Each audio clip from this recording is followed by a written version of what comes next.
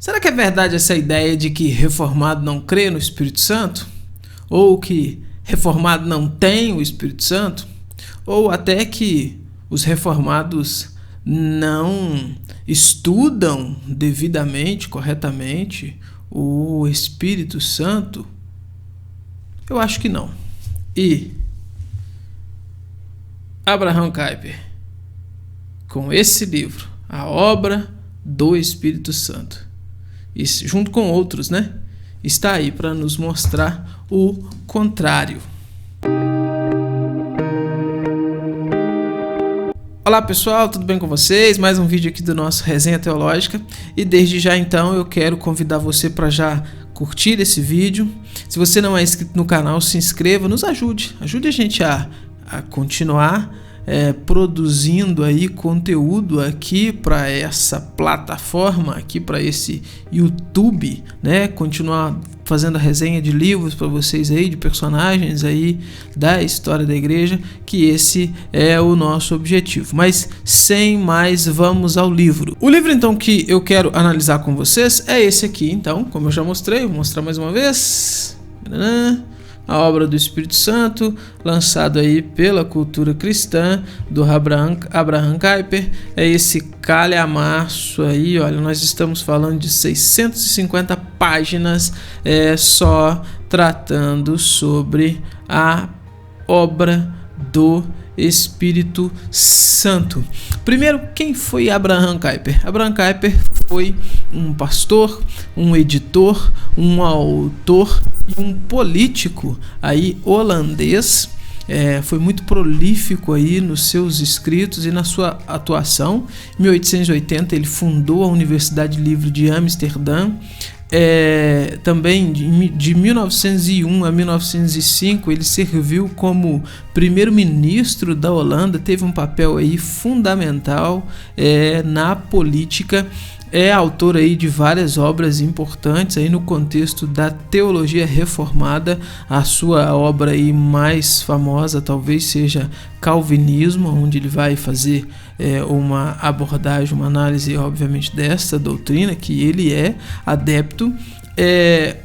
A pessoa de Kuyper, a obra de Kuyper se tornou aí obra de estudos posteriores. Hoje, inclusive, existe o ramo aí dos Kuyperianos, pessoas que fazem trabalhos e estudos aí sobre as obras de Kuyper. Enfim, foi alguém muito produtivo aí na história da igreja cristã, e entre essas suas várias produções está então esta obra sobre a obra do Espírito Santo. Ele já abre aqui a sua obra mostrando o seguinte: ele não vai trabalhar sobre a pessoa do Espírito Santo, porque ele já parte de um pressuposto de que se você é um cristão ortodoxo, você entende que o Espírito Santo ele é Deus, assim como Deus Pai, Deus Filho.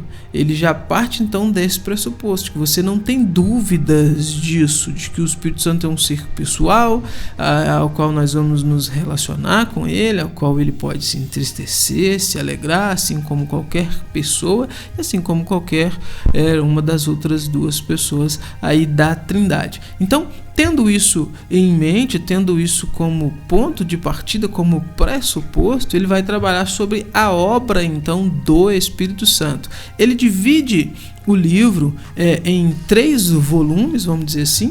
O primeiro volume ele vai trabalhar sobre a obra do Espírito Santo no geral, na criação, na produção da Bíblia Sagrada, das Escrituras, na encarnação de Cristo. E ele vai denominar esse primeiro volume como sendo a obra do Espírito Santo na igreja. Os 2 últimos volumes, segundo e terceiro, ele vai trabalhar sobre a obra do Espírito Santo no indivíduo, dando ênfase no segundo volume sobre a obra do Espírito Santo ali no que a gente conhece na teologia como a Ordo Salutis. A regeneração, o arrependimento, a justificação, a fé E na terceira parte, no terceiro volume, ele vai dividir em 3 capítulos, onde no primeiro ele fala sobre santificação, no segundo ele fala sobre amor, tendo como modelo o amor intertrinitário, ou seja, o amor do Pai pelo Filho e pelo Espírito, o amor do Filho pelo Pai e pelo Espírito, o amor do Espírito pelo Pai e pelo Filho. E depois ele finaliza falando sobre oração. É uma obra completa sobre essa parte. O que a gente tem basicamente seria o seguinte, vamos lá. Na teologia sistemática, você tem uma parte da teologia sistemática que vai trabalhar a pneumatologia. Então você tem lá, geralmente começa com bibliologia, aí vem teontologia, pessoa de Deus, Pai, depois vem antropologia, cristologia e depois vem pneumatologia. O que você tem aqui então seria, vamos dizer assim, essa parte da pneumatologia que nas teologias sistemáticas são trabalhadas em poucas páginas. O que você tem aqui então é uma obra do tamanho de uma sistemática, trabalhando somente a pessoa, ou melhor dizendo, somente a obra do Espírito Santo. O prefácio dessa obra, ou melhor dizendo, a introdução dessa obra é feito por nada mais, nada menos do que por Benjamin Warfield. E a apresentação que ele faz aqui de Kuyper é fantástica, é interessantíssima. Mas vamos dar uma olhadinha, vamos dar uma analisada aqui na obra. O Kuyper, ele começa então no início aqui mostrando que existem outras obras sobre o Espírito Santo, que são obras inclusive indicadas por ele, e ele já parte te indicando a ler o livro do Owen. E olha o que ele diz aqui sobre Owen. Ele fala, olha, de fato, Owen continua insuperável e é, portanto, muito procurado pelos bons teólogos, tanto leigos quanto clérigos. Apesar disso, a obra-prima de Owen não parece tornar supérfluo um estudo detalhado sobre esse assunto. Embora invencível como um campeão contra os arminianos e semi-arminianos da última parte do século XVII, sua couraça é ainda muito fina para enfrentar os erros doutrinários do presente tempo. Ele entende então que a obra de Owen ela foi assim importantíssima para o seu tempo, século XVII, mas ele entende também que no tempo dele outras coisas surgiram, outras controvérsias surgiram, e que então há sim espaço para se escrever mais sobre a obra do Espírito Santo, abordando essas questões mais contemporâneas. E é legal isso. É legal ele ter essa percepção de que Owen é indestrutível, de que Owen é insuperável, melhor dizendo, mas que há espaço para trabalhar mais coisas, porque as coisas evoluem, novas heresias surgem, novos questionamentos surgem. Então, dentro dessa estrutura que eu mostrei para vocês, ele começa apresentando então a obra do Espírito Santo na criação. Ele começa mostrando que o Espírito Santo é eterno, então ele age eternamente, e ele já faz uma amostra panorâmica que o Espírito Santo ele age na eternidade, depois dentro do tempo e do espaço a sua atuação se inicia com a criação. Ela vai passar a atuação do Espírito Santo sobre todos os momentos, todos os eventos relacionados aí com a espinha dorsal da Bíblia, que é a criação, queda, redenção, e ela segue na eternidade com a sua devida atuação. Então é legal isso, porque nessa primeira parte que eu disse que ele vai trabalhar sobre a obra do Espírito Santo no que ele denomina como igreja, né? Começando na criação, ele parte da criação, e aí depois ele vai falar sobre a obra do Espírito na produção da Bíblia, na produção da Escritura Sagrada. Depois ele vai falar sobre a obra do Espírito na encarnação de Cristo, na encarnação do Verbo. Depois ele vai mostrar a atuação do Espírito no Cristo como mediador, melhor dizendo. Depois ele vai trabalhar sobre o derramamento do Espírito Santo, e aqui talvez a gente teria alguma controvérsia com a posição dele, porque fazendo uma interpretação de Atos 2, ele vai defender que o milagre ali em Atos 2 foi nos ouvidos. Lembra do texto? Quando o texto vai dizer que o Espírito Santo desce, então, e foram vistas repartidas sobre eles línguas como de fogo, e eles começam a falar, e acontece aquele alvoroço. Então há ali multidões que vieram participar da festa, e cada um ouve eles falar das maravilhas de Deus na sua própria língua. O Kuyper vai defender que ali o que está acontecendo é um milagre nos ouvidos. Ele vai defender que todos os discípulos estavam falando a mesma coisa, só que os partos ouviam na língua deles, os medos ouviam na língua deles, os elamitas ouviam na língua deles, os mesopotâmicos ouviam na língua deles, e assim sucessivamente. A gente discorda porque o texto é muito claro ao dizer que começaram a falar outras línguas conforme o Espírito Santo concedia que falassem. Então, assim, acho que o texto é muito claro a mostrar que o milagre ele não era nos ouvidos e sim na língua. Mas eu fiz umas pesquisas e eu vi que era um pensamento bem comum da época essa ideia, então, de que o milagre talvez fosse nos ouvidos. É claro que isso não diminui em nada a obra, não diminui em nada o valor dessa obra, como no seu local aí de atuação, que é falar da obra do Espírito Santo. Depois, então, de analisar essa questão do Pentecoste, da descida do Espírito Santo, o Kuyper ele vai falar sobre o apostolado no capítulo 8. E é interessante isso daqui porque o contexto do que ele está combatendo é a ideia romana de que o Papa ele é o sucessor apostólico, principalmente o sucessor ali da posição de Pedro. Então ele está acusando isto. E eu quero ler um pedaço aqui do que ele fala. Olha que interessante.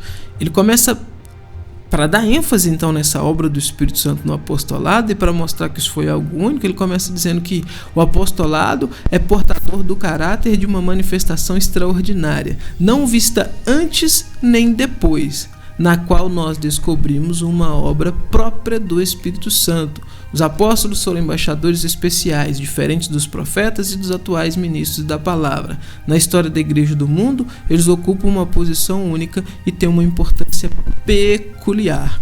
Então ele vai apresentar aqui o apostolado como sendo algo do Espírito Santo. De novo, repito, o contexto do que ele está combatendo essa ideia romana, então, dessa continuação apostólica aí na pessoa do Papa. Talvez se Kuyper vivesse nos nossos dias e visse essa maluquice que é essas pessoas se auto-intitulando apóstolos, ele iria dedicar algumas linhas a combater isso, mesmo que ele não fosse um apologeta, vamos dizer assim, mas ele tem esse caráter apologético na sua obra aqui também. Então eu imagino que ele também iria dedicar umas linhas para combater essa idiotice que é essas pessoas que, por falta de Bíblia e por um desejo de exaltar a si mesmo, começam a se dar nomes aí de apóstolos, enfim. Falta Bíblia mesmo, falta leitura da Escritura para esse povo. E ele separa aqui alguns capítulos. Ele começa falando então da origem, depois ele vai falar sobre a inspiração apostólica, mostrando como que o Espírito Santo atuava inspirando esses homens. Olha só, eles eram santos porque foram escondidos em Cristo, como os outros cristãos, mas eles eram apóstolos santos, não com base em sua condição e estado espiritual, mas em virtude de seu chamado santo e da obra do Espírito Santo que lhes foi prometida e dada. Então ele está entendendo isso. E aqui, olha, o capítulo 32, olha só. Apóstolos hoje. Aí de novo, hoje o tempo dele, né? Enfim. Não vou seguir comentando. Depois eu faço um vídeo só para falar sobre isso. E aí, depois de falar sobre os apóstolos, ele vai falar então sobre a atuação do Espírito Santo nas escrituras do Novo Testamento, uma vez que ele tinha falado das do Antigo Testamento.